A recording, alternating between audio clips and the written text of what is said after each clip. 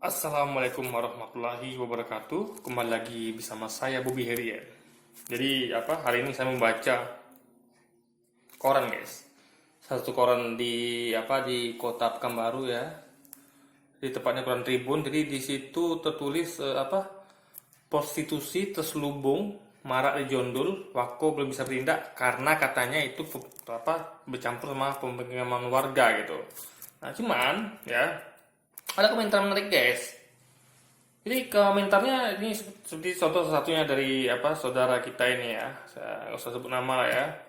Jadi kata dia, kok belum bisa, parahlah lagi lokalisasi Tleju ya. Jadi kemarin tuh ada namanya lokalisasi Tleju. Jadi itu lebih besar daripada Jondolnya kan, lebih besar. Memang masif di situ, guys. Jadi yang terbesar di Pekanbaru lah lokalisasi itu, dan itu bisa ditutup gitu, kata dia gitu kan. Di sana juga ada rumah masyarakat tadi ya. Aneh kan? Setoran kencang sana sama oknum penegak hukum. Jadi dia menduga adanya setoran yang kencang sama penegak hukum gitu. Ini dugaan dia gitu kan.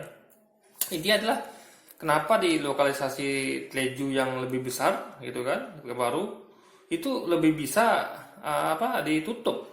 Kan juga ada sama-sama tempat rumah masyarakat di sana gitu. Tapi ini oke pendapatnya gitu kan. Saya setuju gitu. Nggak ada kata tidak gitu. Yang aneh guys, jadi ini ada komentar yang membuat saya perlu menyampaikan di sini untuk meluruskannya gitu kan. Jadi, katakan dia adalah ya, saya sebut nama, di sisi agama kita mengharamkan perzinahan. Nah, ini tidak tepat nih. Tapi di sudut pandang lain, nih ya, ini kita perlu kita garis bawah ya.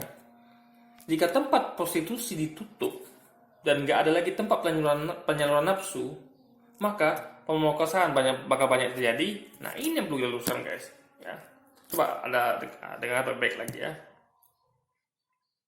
Tapi di sudut pandang lain, jika tempat prostitusi tutup dan nggak ada lagi tempat penyaluran nafsu, maka pemerkosaan bakal banyak terjadi.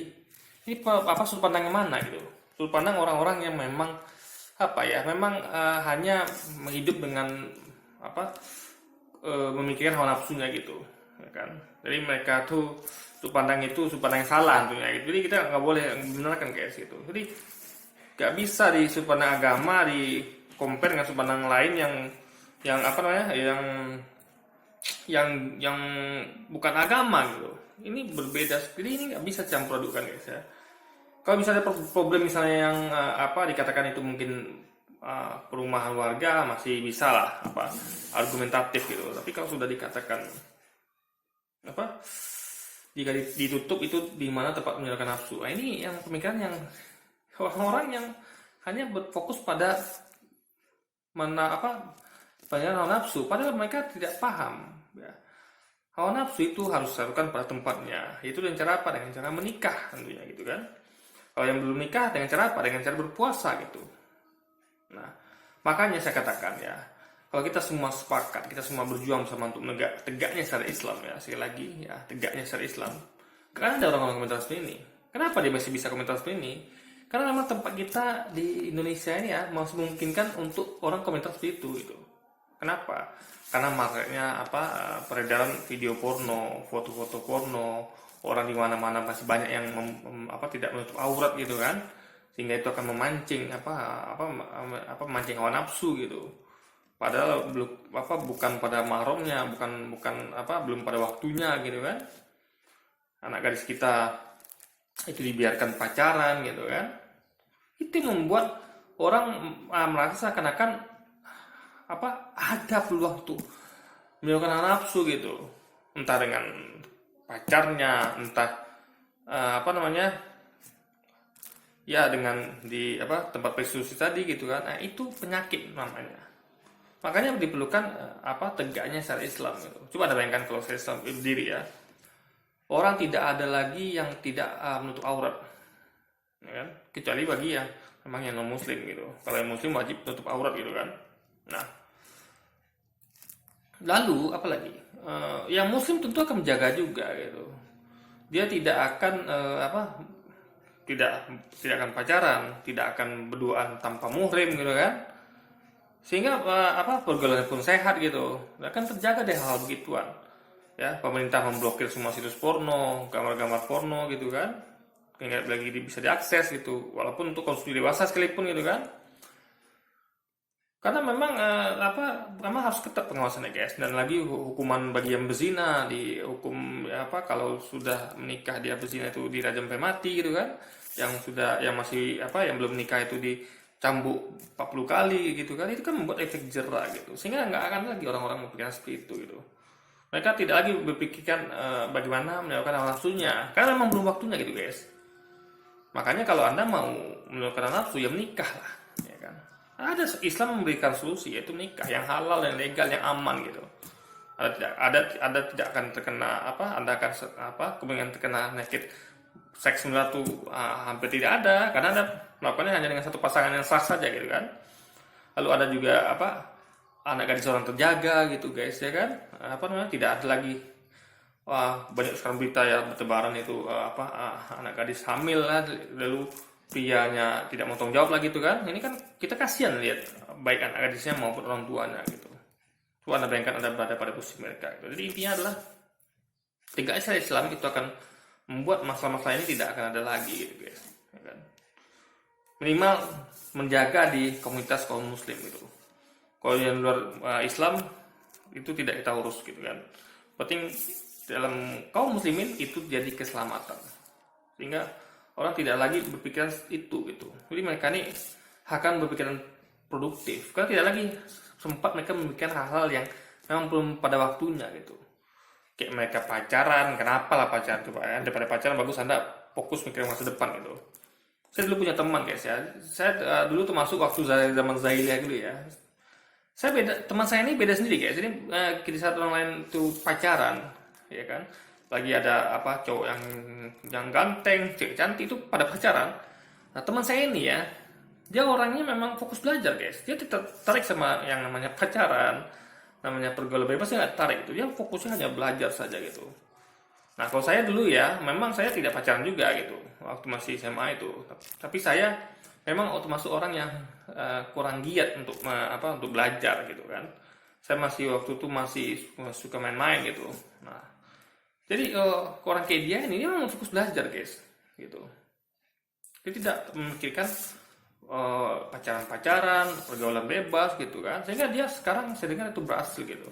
Dia menjadi PNS dan menduduki jabatan tertentu. Saya kurang ingat posisi dia terakhir itu guys. Itu akibat dari fokusnya dia belajar ketika masih sekolah, dan itu yang diperlukan oleh generasi muda kita gitu.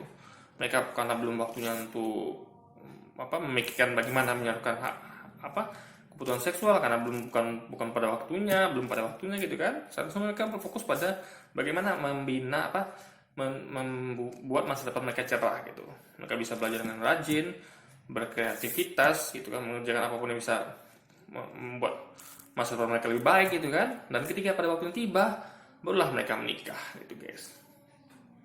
Ini tidak akan lagi kejadian-kejadian miris yang kita dengar sekarang ini ya, hamil luar nikah lah, orang sang piang atau jawab lah, pemerkosaan dan segala macamnya. Itu tidak ada kalau saya Islam berdiri di bumi Indonesia. Dan itu tugas kita bersama sebagai kaum muslimin untuk tegaknya saya Islam agar tidak ada lagi pandangan-pandangan ini.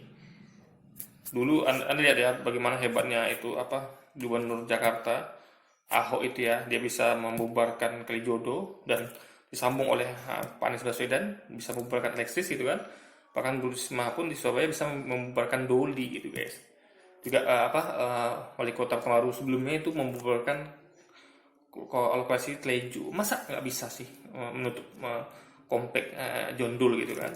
Jadi padahal kalau kita compare antara kelima tempat ini ya, Kalijodo di Jakarta, Alexis di Jakarta. Alexis itu untuk high class gitu kan. Kalijodo itu memang untuk rakyat menengah ke bawah kayaknya. Di Gang Doli di Surabaya untuk menengah ke bawah juga gitu kan. Tleju menengah ke bawah. Masa di Jondol gak bisa gitu guys. Yang skopnya lebih kecil gitu guys, ya kan? Jadi makanya publik kayak seperti komentar dari salah satu netizen ini, dia curiga jangan-jangan ada oknum penegak hukum yang mendapatkan store gitu. Itu kan dugaan saja.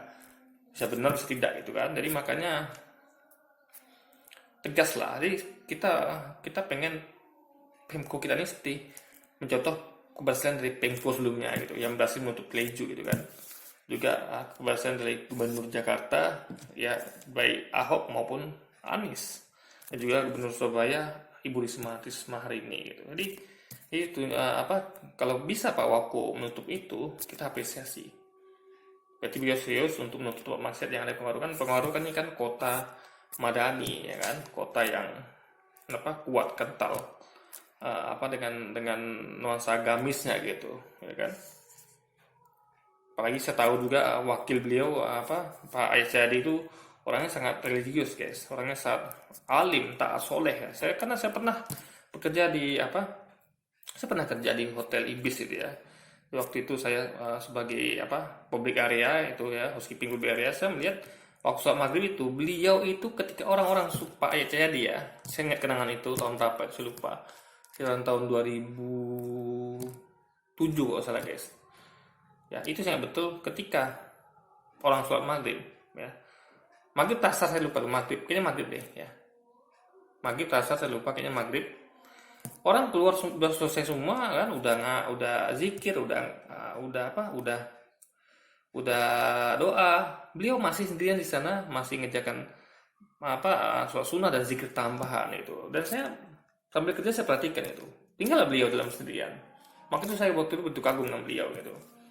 Jadi mungkin Pak Wako butuh bantuan dari dorongan dari wakil wali kota Pak Echadi gitu.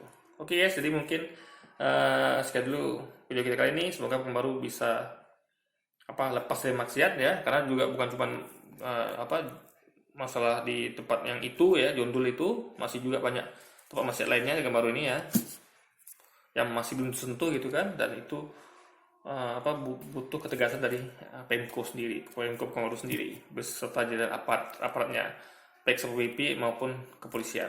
Oke guys, mungkin sekian dulu video kita hari ini. Sampai jumpa lagi di video-video selanjutnya. Wassalamualaikum warahmatullahi wabarakatuh.